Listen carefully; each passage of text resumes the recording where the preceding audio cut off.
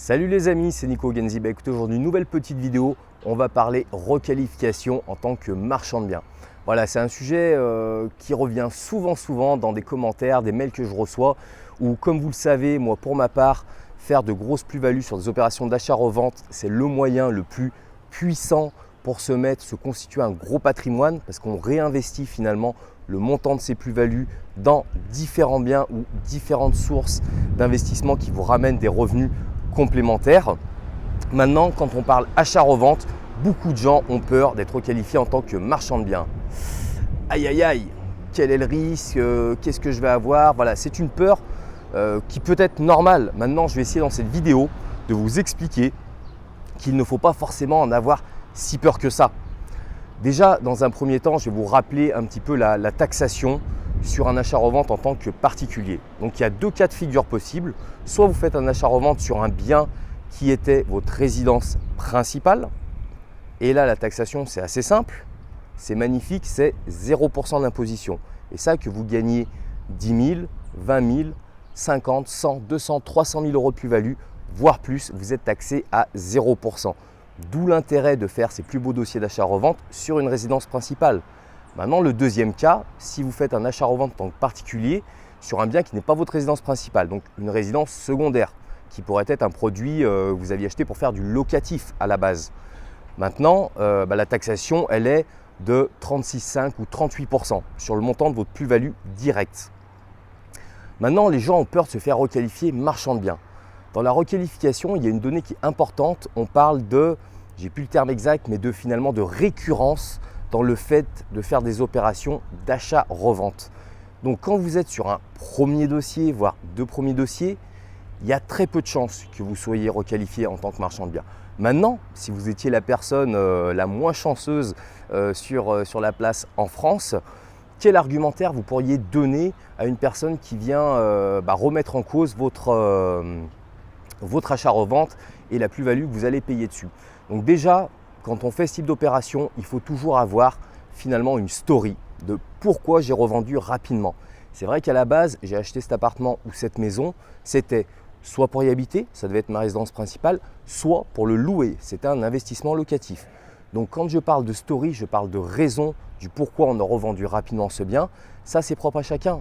Ça peut être un changement de situation personnelle, un changement de situation professionnelle, une erreur. Voilà, on a fait un investissement locatif et finalement, on ne se sent pas de faire du locatif. Gérer des locataires, non, c'est complexe, il n'y a pas assez de rentabilité. Aujourd'hui, je ne peux plus, je ne veux pas gérer ça, donc j'ai revendu. Oui, j'ai pris une plus-value. Et alors? Parce que demain, la personne vient vraiment vous embêter à vous dire non, vous étiez marchand de biens professionnel quand vous avez fait votre opération d'achat-revente, vous avez pris une plus-value. Attention, aïe aïe aïe. Maintenant, l'argument de choc que vous pourriez dire à cette personne-là, ça serait de lui dire mais écoutez, madame, monsieur, peu importe, si j'avais voulu être marchand de biens, si j'avais fait cette opération au départ dans le cadre de marchand de biens, je savais que j'allais revendre, j'allais faire une plus-value, je l'aurais faite en tant que marchand de biens. Requalifiez-moi marchand de biens, je serais heureux de ça parce que finalement, je serais moins fiscalisé. Je me suis renseigné, monsieur, en tant que marchand de biens professionnel, j'aurais payé moins de frais de notaire à la base puisqu'on a une déduction sur les droits d'enregistrement. Et ensuite, ma plus-value, au lieu de simplement déduire le montant de mes travaux que j'ai investis dans mon appartement qui était soit ma résidence principale, soit ma résidence secondaire, j'aurais pu déduire d'autres frais, des frais de fonctionnement d'une société que j'aurais créée pour ça. Voilà, mon véhicule, mon téléphone. Donc finalement, j'aurais encore minimisé ma plus-value par rapport au fait de le faire en tant que particulier. Et en plus, je suis moins fiscalisé en société puisqu'il y a une taxe de simplement 15,5% sur les 38 500 premiers euros de ma société et après 33%. Alors que là, en tant que particulier, je suis à 38%. Donc oui, requalifiez-moi, monsieur, madame. Ce n'était pas le cadre de ça.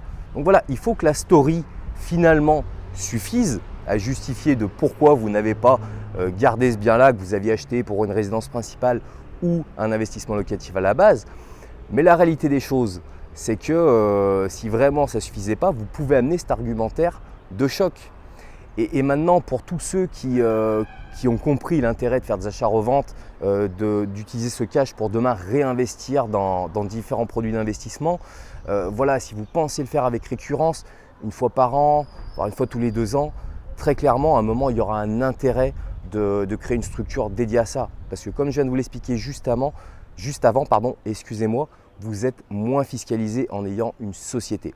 Voilà, ce sera sûrement le sujet d'une autre vidéo, mais voilà, aujourd'hui, je voulais vous dire, requalification de marchand de biens, oui, il faut faire attention dans la vie, il faut toujours faire attention à tout, il faut être prudent, d'où la justification, la story du pourquoi je revends rapidement. Mais après, il ne faut pas que ce soit un frein, il ne faut pas que ça vous empêche de vous intéresser à ça, d'aller chercher des produits, de connaître parfaitement votre marché, de savoir le bon coût de construction et de combien vous pouvez gagner sur une opération d'achat-revente. Voilà, ne vous stressez pas avec la requalification marchand de biens, surtout si c'est un premier dossier. Voilà, ce n'est pas le cadre aujourd'hui et vous savez maintenant que dans tous les cas, vous pourriez avoir un argumentaire de choc si vous aviez la grande malchance d'être la personne qui soit contrôlée pour une première opération sur ce type d'opération. Voilà les amis, j'espère que la vidéo vous a plu. Donc comme d'habitude, vous n'hésitez pas, vous commentez, vous partagez avec des gens autour de vous qui s'intéressent à l'immobilier, qui s'intéressent aux opérations de marchand de biens. Et puis moi, je vous dis à très bientôt sur une prochaine vidéo. Salut, salut!